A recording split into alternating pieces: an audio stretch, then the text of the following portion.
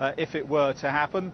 Turkey, a NATO ally of America, Israel, and a very close ally of America, at loggerheads now, but that's nothing compared to what can happen should that go ahead and Israel try to block a Turkish naval escorted aid flotilla with the Turkish Prime Minister on board to Gaza. I mean, it's only one report, no one knows how reliable it is, but the claim is that he has talked to the Obama administration about that already.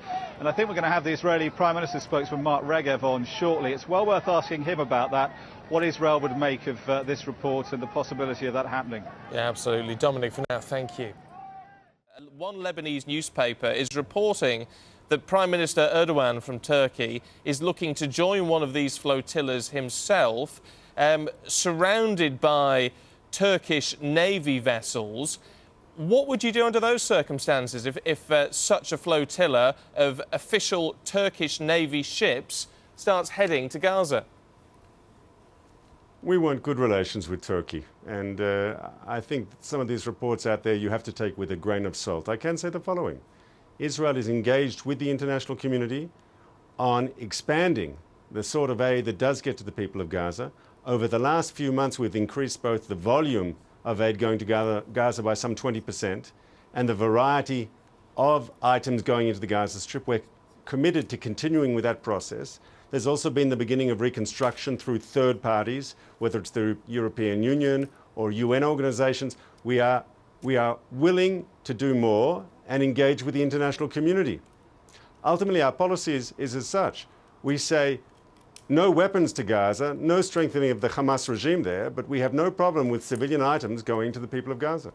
But if an aid convoy, and we imagine it would purely be aid, but with Prime Minister Erdogan on board, with Turkish military navy vessels surrounding that convoy, are you going to intercept them before they get to Gaza? I'm not sure that's a realistic scenario. I'd prefer dialogue with the Turks. I'd prefer that we solve these things peacefully. I don't think anyone wants to do saber rattling. It does no one any good. We have no problem, I'll repeat it again, we have no problem whatsoever with aid going to the people of Gaza. We're willing to facilitate that. We were in yesterday, we were a week ago, we were a month ago. Anyone who wants to send legitimate aid to the people of Gaza, we have no problem with that.